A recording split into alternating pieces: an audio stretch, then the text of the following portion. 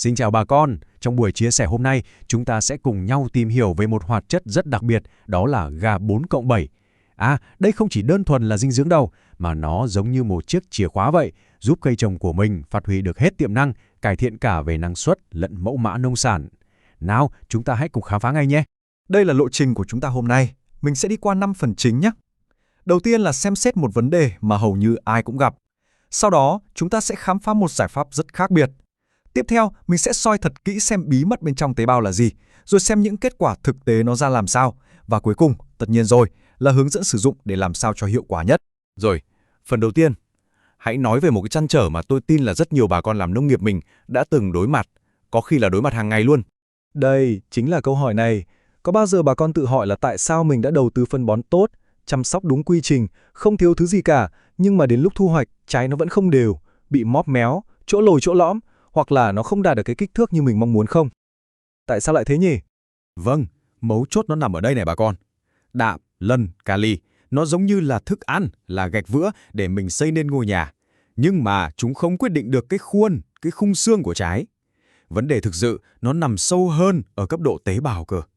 Nói một cách dễ hiểu là dù mình có đủ gạch vữa, nhưng mà cái khuôn để đúc viên gạch nó bị méo, thì viên gạch làm sao mà vuông vức được, đúng không ạ? Vậy thì nếu vấn đề nằm ở cái khuôn tế bào thì chúng ta phải cần một giải pháp tác động trực tiếp vào cái khuôn đó. Và đây chính là lúc mà Gana Omosasa Plus 7 xuất hiện. Và đây là điều bà con mình cần phải hiểu thật rõ nhé. Ga4+7 không phải là phân bón. Nó không cung cấp dinh dưỡng.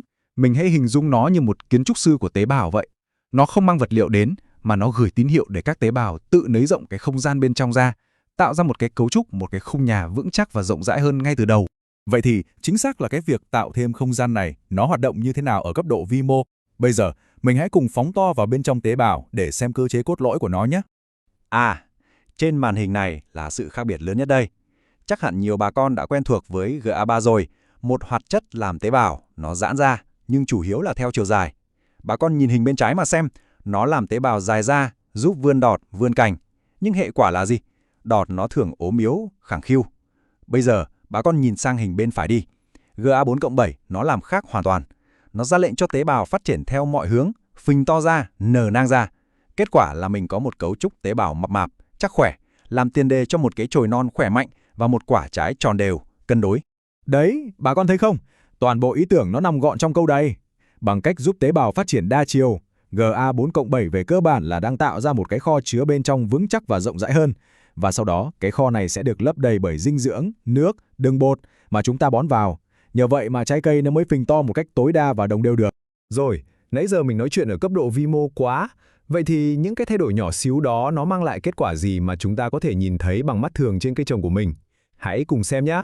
Vậy thì kết quả thực tế trên vườn sẽ là gì? Đầu tiên, thay vì những cơi đọt, vươn dài, yếu ớt, bà con sẽ thấy chồi nó mập mạp, cứng cáp. Bộ lá thì to hơn, dày hơn, xanh đậm hơn, quang hợp tốt hơn. Và quan trọng nhất, cái mà chúng ta mong chờ nhất đây, trái sẽ lớn hơn, kích thước đồng đều trên cả cây. Đặc biệt là nó có hình dáng tròn trịa, cân đối, khắc phục triệt để cái tình trạng móp méo, dị dạng mà chúng ta đã nói ở đầu buổi. Mà chưa hết đâu nhá. Ga4+7 còn có một lợi ích cộng thêm nữa. Trong sản phẩm thường có bổ sung các chất phụ gia đặc biệt, giúp bộ rễ của cây hấp thụ dinh dưỡng từ đất tốt hơn rất nhiều. Điều này có nghĩa là mỗi đồng phân bón mà bà con mình đầu tư sẽ được cây trồng tận dụng một cách tối đa. Đúng là hiệu quả kinh tế kép luôn. Một sản phẩm tốt đến mấy mà dùng không đúng cách thì cũng uổng xí, phải không bà con? Vì vậy, ở phần cuối cùng này, chúng ta sẽ đi vào các bước thực tế để áp dụng GA4+7 sao cho chính xác và hiệu quả nhất. Có 3 lưu ý vàng mà bà con mình cần phải ghi nhớ. Thứ nhất, về thời điểm, hãy phun sớm lúc trái còn nhỏ như đầu ngón tay thôi để mình nắn trái ngay từ đầu. Thứ hai là về tính linh hoạt. Sản phẩm này rất dễ tính, có thể pha chung với hầu hết các loại thuốc sâu bệnh và phân bón lá khác, rất tiện lợi. Và thứ ba, cái này thì cực kỳ quan trọng, bà con phải hết sức chú ý đến việc phối trộn. Tôi xin phép nhấn mạnh lại cái cảnh báo này một lần nữa, như bà con thấy trên màn hình. Nếu cái loại phân bón hay thuốc mà mình định pha chung vào, nó đã có sẵn thành phần GA3, thì bắt buộc, tôi nhắc lại là bắt buộc, phải giảm liều lượng của GA4+7 xuống. Tại sao ạ? Vì nếu mình kết hợp cả hai ở liều cao, cây nó sẽ bị kích thích phát triển quá mức, giống như bị sốc thuốc vậy, có thể gây ra hiện tượng vươn lóng rồi rụng hoa rụng trái non hàng loạt. Đây là lưu ý then chốt để đảm bảo cây phát triển cân đối và cho hiệu quả cao nhất. Và cuối cùng, Việc sử dụng các hoạt chất tiên tiến như GA4+7 nó không chỉ là để sửa một vài quả trái méo, nó đặt ra một câu hỏi lớn hơn cho nền nông nghiệp hiện đại của chúng ta. Làm thế nào để chúng ta có thể giúp cây trồng không chỉ sống sót mà là phát triển rực rỡ, đạt đến hết cái tiềm năng di truyền mà tạo hóa đã ban cho chúng? Đó mới chính là mục tiêu mà tất cả chúng ta, những người làm nông, đang cùng nhau hướng tới.